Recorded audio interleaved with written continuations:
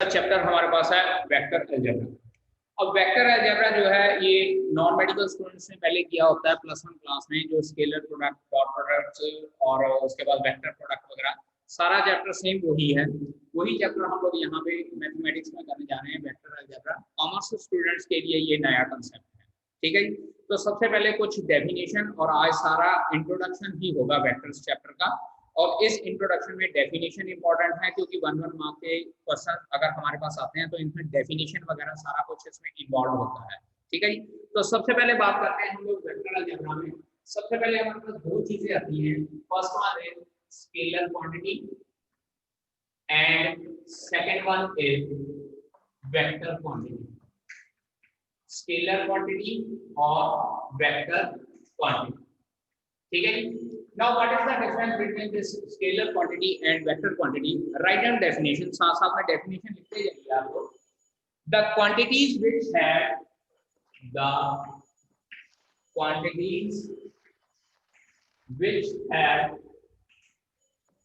magnitude only is called scalar quantity। वो quantity जिसमें हमारे पास किसी टर्म में सिर्फ उसकी मैग्नीट्यूड गिवन है। लेट अस सपोज हम लोग बात करते हैं टाइम की। For example time, distance, time उसके बाद डिस्टेंस। डिस्टेंस में मैं बात कर रहा हूँ कि हम लोग यहाँ पे डायरेक्शन नहीं बताते हैं। टाइम होता है, लेट अस सपोज मैं कहता हूँ कि वो आधा घंटे का टाइम मुझे दिया हुआ है, या जैसे यहाँ जालंधर से फगवाड़ा आने के लिए 20 मिनट लगते हैं, लेकिन डायरेक्शन की बात नहीं की। इट मींस यहाँ पे हम लोग क्या कह सकते हैं, the quantity which have magnitude only is called scalar quantity. For example time, distance या डिस्टेंस की बजाय अगर पर्टिकुलर वर्ड यूज करना तो हम लोग लेंथ वर्ड यूज कर सकते हैं। सिमिलरली वर्ड यूज कर सकते हैं मास। अब इसके बाद सेकंड क्वांटिटी हमारे पास आती है वेक्टर क्वांटिटी। वेक्टर क्वांटिटी की एक डेफिनेशन होती है, द क्वांटिटीज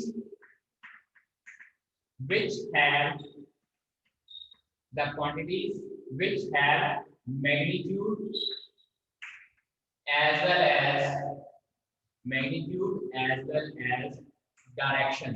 मतलब क्या है कि एक तो हम लोगों को उसकी क्वांटिटी की भी मैग्नीट्यूड भी बताया होता है, और साथ में हम लोगों को डायरेक्शन भी बताई होती है कि ये अगर कोई चीज मूव कर रही है, इतना डिस्टेंस मूव किया है in particular direction, that is known as the vector quantity.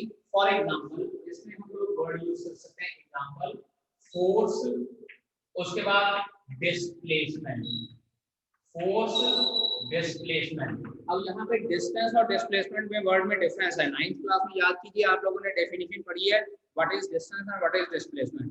Distance होता है कि एक पर्टिकुलर बंदा एक पॉइंट से लेके दूसरे पॉइंट तक जाता है, दैट इज डिस्टेंस। लेकिन अगर डिस्प्लेसमेंट की बात की जाए तो हम लोग कहते हैं कि shortest distance covered by a person. Shortest distance covered by a person का मतलब होता है कि वो एक पर्टिकुलर, मतलब अगर ए पॉइंट से बी पॉइंट पे जाना है तो वो एक पर्टिकुलर डायरेक्शन यूज करके जाएगा, then that direction involve in the magnitude, तो उसको हम लोग क्या है डिस्प्लेसमेंट वर्ड कर देते हैं, और हम लोग ये कह देते हैं कि this is known as vector quantity, ठीक है जी। और इसके साथ अगर हम लोग कुछ और डायरेक्शन लगाना चाहें तो हम लोग ये भी लिख सकते हैं, वेलोसिटी भी इसके साथ एसोसिएटेड होती है, एक्सेलरेशन भी इसके साथ एसोसिएटेड होती है। क्योंकि 9th क्लास में हमने डेफिनेशन पढ़ी है, what is velocity, rate of change of displacement. Displacement का rate of change of distance कह सकते हैं, और चेंज ऑफ डिस्टेंस मतलब क्या, शॉर्टेस्ट डिस्टेंस डिस्प्लेसमेंट होता है। सिमिलरली एक्सेलरेशन होती है rate of change of velocity. अगर वेलोसिटी वेक्टर क्वांटिटी है तो एक्सेलरेशन भी वेक्टर क्वांटिटी है। मोटे तौर पे अगर आप लोगों को ये बताएं कि अगर हम लोग सिर्फ मैग्नीट्यूड की बात कर रहे हैं तो then quantity will be termed as scalar quantity. लेकिन अगर हम लोग मैग्नीट्यूड के साथ डायरेक्शन की बात कर रहे हैं, then that will be known as vector quantity। So for example मैं कहता हूँ एक पर्सन ने 10 किलोमीटर का डिस्टेंस कवर किया, this is known as scalar quantity. लेकिन अगर मैं कहता हूँ कि एक पर्सन ने 10 किलोमीटर का डिस्टेंस कवर किया इन द नॉर्थ डायरेक्शन, और नॉर्थ डायरेक्शन में अगर डिस्टेंस कवर किया है तो इट मींस मैंने उसके साथ में उसको डायरेक्शन भी बता दी है, so it is known as vector quantity, ठीक है जी। अब बात करते हैं रिप्रेजेंटेशन ऑफ वेक्टर्स की। वेक्टर्स को किस तरह से रिप्रेजेंट किया जाता है, ठीक है जी। Now we are going to discuss about representation of vector। Representation of a vector, write down, let L be a straight line, let L be a straight line. L be a straight line in a plane or in a three-dimensional space. In a plane or 3D space, three-dimensional space में अगर हम लोग एक line को consider कर लेते हैं, then that line can be represented by, then that line can be represented by arrowhead. इसमें हम लोग क्या है कि arrowhead लगा देते हैं. Then the line which is represented by arrowhead is called a directed line. इसको क्या बोलते हैं? Directed line. बेटा जी अंडरलाइन करते रहिए, साथ साथ में ये जो डिफरेंट वर्ड्स हैं ये as a definition for 1 mark question पूछी जा सकती हैं, क्योंकि अब आपके कोई पेपर का स्टाइल चेंज हो चुका है. लेटेस्ट स्टाइल जो है उसमें एमसीक्यू रिमूव हो गए हैं, 1 वर्ड क्वेश्चन या 1 लाइन क्वेश्चन है, तो उसमें हम लोगों को डेफिनेशन भी पूछी जा सकती है. नाउ अगर किसी लाइन को हम लोग एरोहेड से रिप्रेजेंट करते हैं तो उसको हम लोग डायरेक्टेड लाइन बोलते हैं. अब यहाँ पे ऑब्जर्व कीजिए, यहाँ पे मैंने एरोहेड डाला है, so this is the directed line. यहाँ पे एरोहेड डाला है, this is the directed line. यहाँ पे मैंने एरोहेड के साथ 2 पॉइंट भी लगा दिए हैं. And if we represent any directed line, if we represent any directed line with 2 points capital A and capital B, 2 points capital A and capital B के साथ रिप्रेजेंट कर देते हैं. अब यहाँ पे डायरेक्शन के अकॉर्डिंगली देखिए, यहाँ पे A और B पॉइंट है. यहाँ पे A point will be the initial point and B point will be the terminal point with 2 points capital A and capital B, where capital A is initial point and capital B is terminal point. Capital A हमारे पास initial point है और capital B terminal point है. Then अब यहाँ पे मैं लिख रहा हूँ देन AB वेक्टर, इस तरह से रिप्रेजेंट करते हैं बेटा AB वेक्टर क्वांटिटी को. Then AB is called the vector. और AB को हम लोग वेक्टर कह सकते हैं क्योंकि यहाँ पे A स्टार्टिंग पॉइंट है, B एंड पॉइंट है. इसका मतलब कि मैंने एक तो यहाँ पे इसको मैग्नीट्यूड दे दिया. लेट अस सपोज अगर हम लोग स्केल से मेजर करते हैं, मान लीजिए ये मेरे पास 15 सेंटीमीटर आता है, तो मैंने इसको मैग्नीट्यूड दे दिया है. साथ ही साथ मैंने ये एरोहेड लगाया हुआ है. एरोहेड लगाने का मतलब है कि मैंने इसको डायरेक्शन भी दे दी है. तो इट मींस ये जो छोटी सी लाइन सेगमेंट AB है, इसमें मेरे पास डायरेक्शन भी है और इसमें मेरे पास मैग्नीट्यूड भी गिवन है. So this line segment AB is called vector. और इसके ऊपर हम लोग इस तरह से इसका एरो का साइन डालते हैं to represent the vector. Next हमारे पास आता है कैरेक्टरिस्टिक्स या कैरेक्टरिस्टिक ऑफ अ वेक्टर. ये डेफिनेशन बेटा आप लोगों की बुक में नहीं है, एक्स्ट्रा डेफिनेशंस हैं, तो आप लोगों को नॉलेज होनी चाहिए. What do you mean by characteristic of a vector? First one is magnitude. Magnitude का मतलब होता है the distance between initial point and terminal point. Terminal point is called, मैं यहाँ पे जानबूझ के A और B नहीं लिख रहा हूँ क्योंकि हो सकता है अगर हमारी डायरेक्शन चेंज हो जाएगी तो इनिशियल पॉइंट B हो जाएगा और टर्मिनल पॉइंट A हो जाएगा. That is why I am not writing here particularly capital A and capital B. I am just writing the distance between initial point and terminal point is called magnitude of a vector. Magnitude of a vector. This is the first characteristic of the vector. Second characteristic होती है हमारे पास sense. Word sense use किया जाता है for direction. The direction represented by the vector, direction represented by the vector is called the sense of the vector. The sense of the vector. ठीक है. अगर किसी वेक्टर में हमारे पास 3 कैरेक्टरिस्टिक्स होती हैं, कोई वेक्टर गिवन है 3 कैरेक्टरिस्टिक्स होती हैं. First one is magnitude, second one is sense and third characteristics is support. तीन कैरेक्टरिस्टिक्स होती हैं। First one is magnitude. Magnitude मतलब क्या है कि ए और बी के बीच में डिस्टेंस कितना है। सेकंड पॉइंट इज सेंस, मतलब क्या है कि ये जो डायरेक्शन है, डायरेक्शन किस साइड पे गिवन है, यहाँ पे डायरेक्शन ए से बी की तरफ गिवन है। अगर एरो का साइन मैं उल्टा कर देता हूँ तो डायरेक्शन मेरे पास बी से ए की तरफ हो जाएगी, तो sense of vector will be reciprocating, उसकी ऑपोजिट हो जाएगी। इसके बाद सपोर्ट होते हैं। सपोर्ट में हम लोग क्या कहते हैं, the infinite line, the infinite line of which the vector is a part.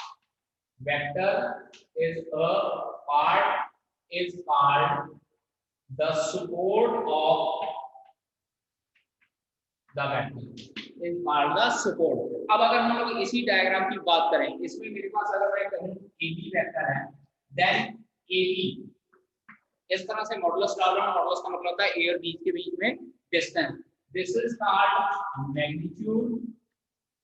AB vector का मैग्नीट्यूड, इस तरह से एबी वेक्टर मैग्नीट्यूड कहा जाता है, और एरो साइन रिप्रेजेंट सेंस। और उसके बाद ये देखिए यहाँ पे मैंने डॉटेड लाइन रिप्रेजेंट किया है। वेक्टर मेरा यहाँ से ए से लेकर बी तक था, उसके बाद मैंने ये लाइन आगे की तरफ और पीछे की तरफ दोनों तरफ बढ़ाई हुई है। Then this infinite line L, जिसका ये वेक्टर एक पार्ट था, this infinite line L is called the support of the vector. ठीक है जी। हमारे पास है पोजीशन ऑफ ए वेक्टर। अब पोजीशन ऑफ वेक्टर हम लोग करते हैं दो तरीके से, in 2 dimensions and second one is in 3 dimension. 3 dimension हम लोग प्लस 1 क्लास में 3 डायमेंशन ज्योमेट्री पढ़ी है, जिसमें हमारे पास x एक्सिस होता है, y एक्सिस होता है और z एक्सिस होता है। 2 डायमेंशन जिसमें हमारे पास सिर्फ x एक्सिस और y एक्सिस होती है। Now see here, let us suppose मैं 2 डायमेंशन की बात कर रहा हूं। This is x axis and this is y axis and this is origin. मान लीजिए हमारे पास कोई पॉइंट P है जिसके कोऑर्डिनेट x, y है। अगर मैं O को P के साथ ज्वाइन कर देता हूं बाय गिविंग दिस डायरेक्शन, ऐसे एरो हेड डाल देता हूं, then here OP vector is called the position vector of the point P and is generally represented by small r vector. ठीक है जी। अगर 2 डायमेंशन की बात करें, यहां पे हम लोग लिख सकते हैं let O is origin in 2 dimensional space, in 2 dimensional 2 dimension, then P x y is any point, then OP vector is the position vector of point P। OP vector जो है पॉइंट P का position vector है। अब अगर हम लोग point P से perpendicular draw करते हैं x एक्सिस के ऊपर, late us consider this point is M, तो x और y कोऑर्डिनेट के हिसाब से ये डिस्टेंस हमारे पास x हो जाएगा और ये डिस्टेंस हमारे पास y हो जाता है। और पाइथागोरस थ्योरम अगर हम लोग इस ट्रायंगल में लगाते हैं तो we can say that OP vector magnitude, distance OP vector हमारे पास क्या हो जाएगा, under root of x square plus y square. चाहे तो 2 डायमेंशनल ज्योमेट्री का अकॉर्डिंगली इसके कोऑर्डिनेट 0 0 और इसके कोऑर्डिनेट x y कंसीडर करके हम लोग डायरेक्टली डिस्टेंस फार्मूला लगा सकते हैं, या इस ट्रायंगल में हम लोग पाइथागोरस थ्योरम लगा लेंगे। This is x square, this is y square और ये हाइपोटेन्यूज हो जाएगा, तो इसके हमारे पास डिस्टेंस क्या हो जाएगा, r square is equal to x square plus y square.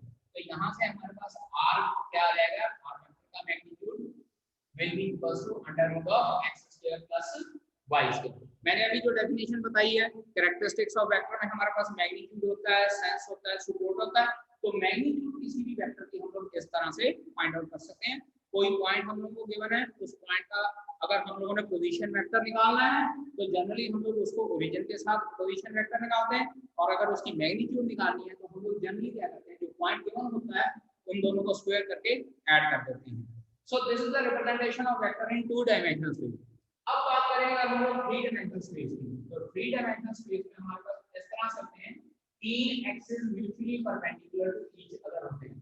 Let us consider this is x axis, this is y axis and this is z axis, and again here point P is x, y and z coordinates। क्योंकि 3 dimension की बात करते हैं तो हमारे पास 3 points आ जाते हैं x, y और z, और इन 3 पॉइंट्स को अगेन ओरिजिन जिसके कोऑर्डिनेट है 0 0 वहां से हम लोग इस तरह से रिप्रेजेंट करते हैं।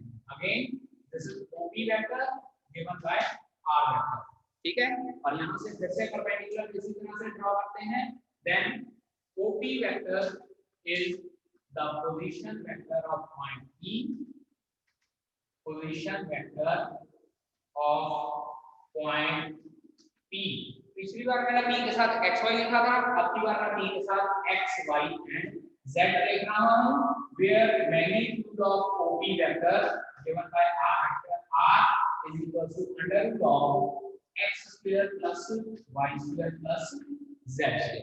So this is the representation of a position vector of any vector या of any point represented. अगर 2 डायमेंशनल में कहा है तो हम लोग उसको इस तरह से x, y OP वेक्टर इस तरह से रिप्रेजेंट करते हैं। अगर 3 डायमेंशनल में होगा तो हमारे पास x, y और z की फॉर्म में होगा। Again representation will remain same और यहाँ पे हमारे पास p, x, y और z की फॉर्म में हो जाएगा। टाइप्स ऑफ वेक्टर में सबसे पहले हमारे पास जीरो वेक्टर और नल वेक्टर होता है। Different types of vectors. First one is zero vector. Now अब जीरो वेक्टर से हम लोगों को क्या पता चलता है? What is the meaning of zero vector? Zero vector का मतलब ये नहीं है कि आपने लिख देना है कि let us consider the OP vector is equal to zero vector. इसका मतलब ये नहीं होता। जीरो वेक्टर का मीनिंग होता है any vector whose magnitude is zero। whose magnitude is zero मतलब जिसका इनिशियल पॉइंट और फाइनल पॉइंट या टर्मिनल पॉइंट सेम रहता है। Right definition, any vector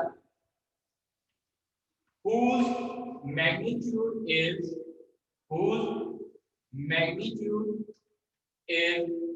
zero, that is whose initial and terminal point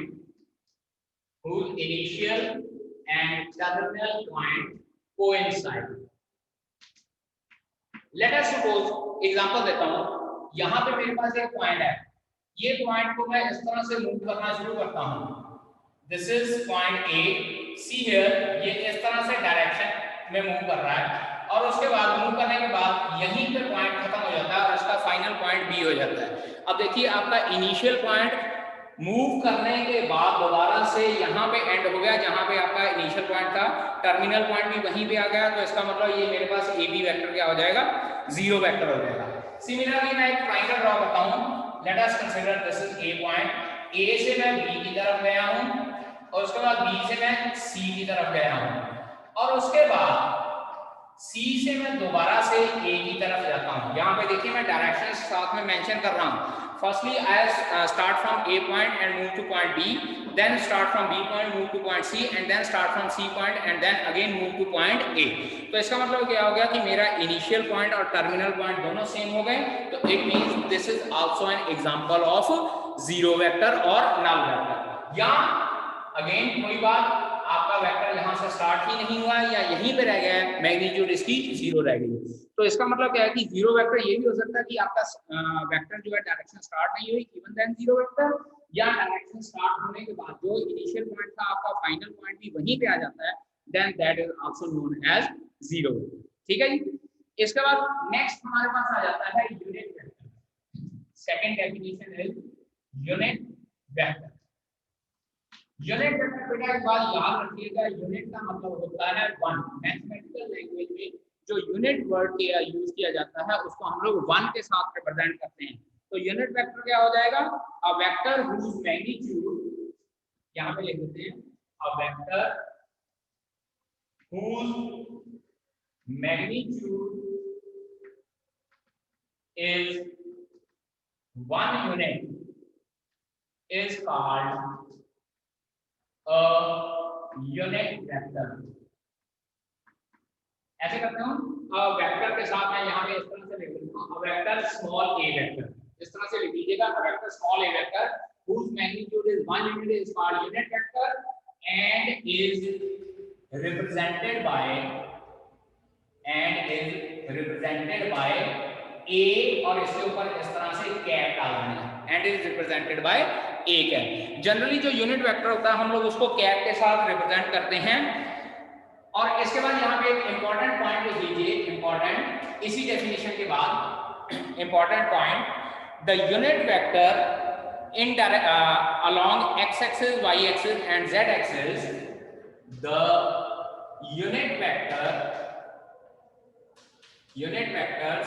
along x axis, y axis and z axis are represented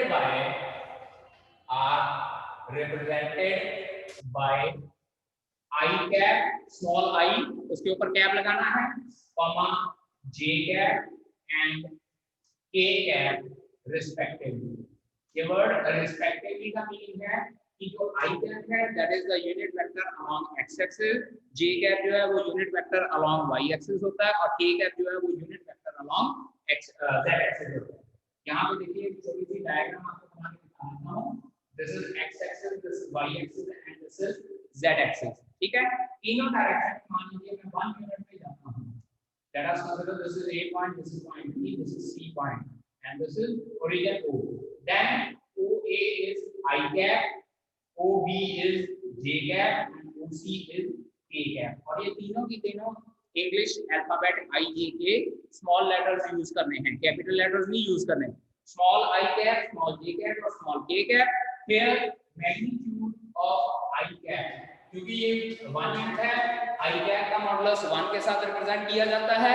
similarly J cap का modulus हम लोग represent करते हैं 1 unit के साथ and similarly K cap जो है उसको भी हम लोग 1 यूनिट के साथ रिप्रेजेंट करते हैं। तो यूनिट वेक्टर क्या होता है, जिसकी मैग्नीट्यूड, मतलब क्या मैग्नीट्यूड फाइंड आउट करना है, तो मैंने आपको मेथड बताया था कि under root of x square plus y square कर देना है। तो जब हम लोग वेक्टर्स को रिप्रेजेंट करते हैं, तो जब भी वेक्टर्स को रिप्रेजेंट करना होता है उसके साथ हम लोग उनके यूनिट वेक्टर जरूर लगाते हैं। और अगर किसी वेक्टर की मैग्नीट्यूड हमारे पास 1 यूनिट आती है then that vector is known as unit. Next definition है हमारे पास coinitial vectors. Coinitial vectors, those vectors whose initial point is same irrespective of direction, उसको हम लोग क्या बोलते हैं, को-इनिशियल वेक्टर्स। को-इनिशियल वेक्टर दोबारा बता रहा हूं, जिनका स्टार्टिंग पॉइंट सेम होता है, डायरेक्शन की हम लोग टेंशन नहीं। लेट अस सपोज यहां पे मैं एक पॉइंट लगा देता हूं, यहां से एक वेक्टर चला गया मेरे पास AB वेक्टर, और इसी तरह से एक वेक्टर चला गया मेरा इस डायरेक्शन में C वेक्टर, इसी तरह से एक वेक्टर यहां पे B वेक्टर चला गया। अब यहां पे देखिए AB, AC और AD सबका इनिशियल पॉइंट सेम है, so these vectors are known as coinitial vector. इसके बाद नेक्स्ट डेफिनेशन आती है हमारे पास कोलिनियर वेक्टर। कोलिनियर वेक्टर्स, अब वेक्टर्स कोलिनियर कब होते हैं, तो कोलिनियर वेक्टर्स के लिए डेफिनेशन आप लोगों ने लिखनी है, if any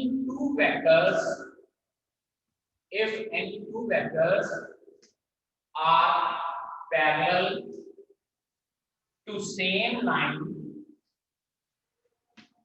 any two vectors are parallel to same line या parallel to the same vector। कोई भी दो वेक्टर अगर किसी सेम लाइन के पैरेलल हैं या अगर किसी सेम वेक्टर के पैरेलल हैं are called collinear vectors. Collinear vectors again यहाँ पे इररिस्पेक्टिव ऑफ डायरेक्शन, लेकिन बेटा जी इररिस्पेक्टिव ऑफ डायरेक्शन एक चीज इसमें यहाँ पे ध्यान रखने वाली है, इररिस्पेक्टिव ऑफ डायरेक्शन मतलब अगर कोई एक लाइन गिवन है उसके पैरेलल होने चाहिए। नाउ लेट अस सी, यहाँ पे मैं ड्रॉ करके बताता हूँ। This is a straight line L, मेरे पास एक स्ट्रेट लाइन L है, यहाँ पे एक वेक्टर मेरे पास AB वेक्टर है, इस डायरेक्शन में जा रहा है, और यहाँ पे मेरे पास एक वेक्टर है, हाँ जी, इसका नेम होगा DC वेक्टर, क्योंकि देखिए डायरेक्शन मैंने दूसरी साइड पे कर दी है, इसको CD वेक्टर नहीं बोलना, A initial point, B terminal point, तो ये ए बी वेक्टर। अब यहाँ पे इनिशियल पॉइंट डी है और टर्मिनल पॉइंट मेरे पास सी है, then this will be known as D C vector. अब यहाँ पे ये देख लीजिए ए बी वेक्टर और डी सी वेक्टर दोनों सेम लाइन एल के पैरेलल हैं, तो इसका मतलब क्या हो जाएगा, A B vector and C D vector are collinear vector irrespective of their direction.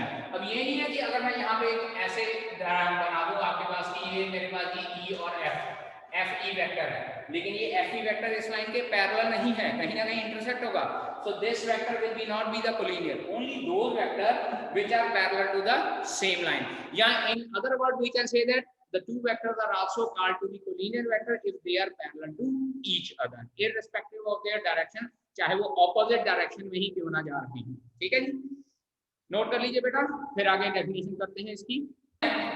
Like vectors की डेफिनेशन लिखिए, two vectors are said to be like vectors if they are having same direction.